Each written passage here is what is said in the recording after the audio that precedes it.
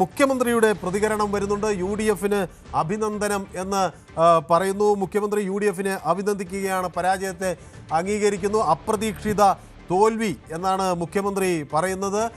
അപ്രതീക്ഷിത തോൽവി എന്ന വാക്കാണ് പിണറായി വിജയൻ്റെ പ്രതികരണമായി വരുന്നത്. ബി.ജെ.പിക്ക് 3 സീറ്റ് കിട്ടിയത് ഗൗരവമായി പരിശോധിക്കണം എന്ന് പറയുന്നു. ജനവിധി എൽ.ഡി.എഫിൻ്റെ അവസാന വാക്കല്ല, ജനവിധി പക്ഷേ ആദരവോടെ സ്വീകരിക്കുന്നു. മൗനം വെടിഞ്ഞ് പിണറായി വിജയൻ്റെ പ്രസ്താവന ഇങ്ങനെയാണ്: നിയമസഭാ തെരഞ്ഞെടുപ്പിലുണ്ടായ ജനവിധിയെ ആദരവോടെ സ്വീകരിക്കുന്നു. ഈ തെരഞ്ഞെടുപ്പിൽ വിജയം നേടി യു.ഡി.എഫിനെ അഭിനന്ദനങ്ങൾ അറിയിക്കുന്നുവെന്ന് പിണറായി വിജയൻ പറയുന്നു. ഇടതുപക്ഷ ജനാധിപത്യ മുന്നണിയെ സംബന്ധിച്ചിടത്തോളം തീർത്തും അപ്രതീക്ഷിതമായ തെരഞ്ഞെടുപ്പ് ഫലമാണ് വന്നത്.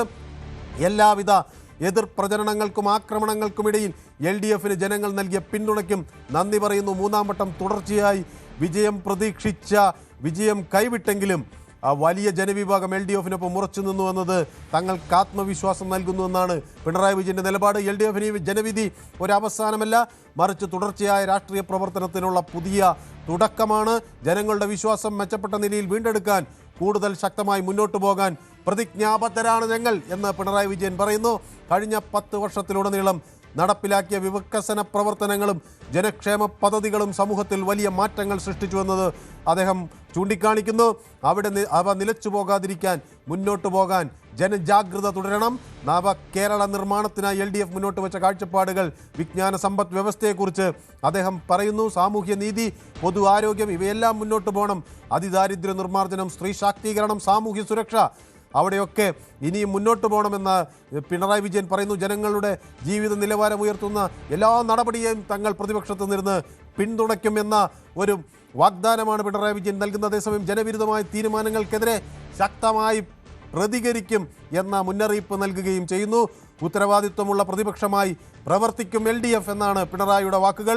കേരളത്തിൻ്റെ നിരപേക്ഷതയെയും ബഹുസ്വരതയെയും സംരക്ഷിക്കുന്നു എന്നത് എൽ.ഡി.എഫിൻ്റെ അടിസ്ഥാന നിലപാടാണ് എന്ന് പിണറായി വിജയൻ പറയുമ്പോൾ ഇവിടെ അദ്ദേഹം ഏറ്റവും ആശങ്കപ്പെടുന്ന ഒരു കാര്യം ബി.ജെ.പി 3 സീറ്റ് നേടി എന്നതാണ്.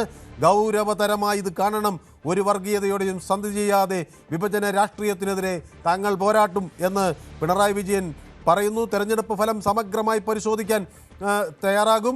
എല്ലാ സഖാക്കളും അഭിപ്രായങ്ങൾ കേൾക്കാനും എൽ.ഡി.എഫ് തീരുമാനിച്ചിട്ടുണ്ട് എന്ന് പറയുന്നു.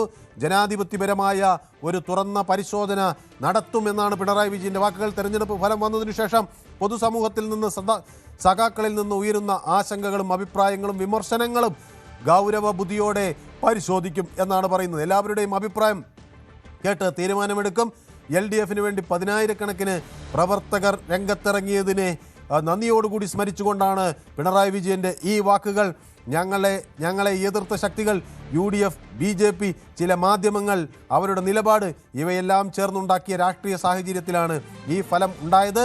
അരാജക രാഷ്ട്രീയ സ്വഭാവമുള്ള ചില കേന്ദ്രങ്ങളുടെ തെറ്റായ പ്രചരണങ്ങളും ചിലരെങ്കിലും അതിൽ കുടുങ്ങിപ്പോയി എന്ന് പിണറായി പറയുന്നു.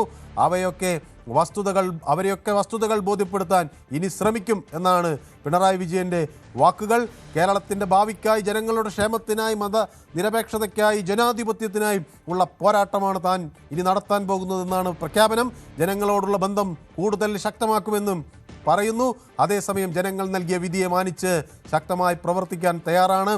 നുണക്കഥകളും കോർപ്പറേറ്റ് PR ബുദ്ധിശാലകളിൽ ഉരുത്തിരിഞ്ഞ വ്യാജ പ്രചരണങ്ങളും ഞങ്ങളെ പിന്നോട്ടടിക്കില്ല എന്ന് പറയുകയാണ് പിണറായി വിജയൻ. അങ്ങനെ മൗനം വെടിഞ്ഞിരിക്കുന്നു മുഖ്യമന്ത്രി. തെറ്റുപറ്റിയിട്ടുണ്ടെങ്കിൽ തിരുത്തുമെന്ന് പറയുന്നു. എല്ലാ ആളുകളുടെയും അഭിപ്രായങ്ങൾ, എല്ലാ സഖാക്കളുടെയും അഭിപ്രായങ്ങൾ കേട്ടുകൊണ്ട് ഒരു തുടർ പ്രവർത്തനമാണ് ഉണ്ടാകുക എന്ന് പറയുന്ന പിണറായി വിജയൻ ഇപ്പോൾ യു.ഡി.എഫിനെ അഭിനന്ദിക്കുന്നതിൻ്റെ വാർത്തകൾ കൂടിയാണ് ഒരു പ്രസ്താവനയായി പുറത്തു വരുന്നത്.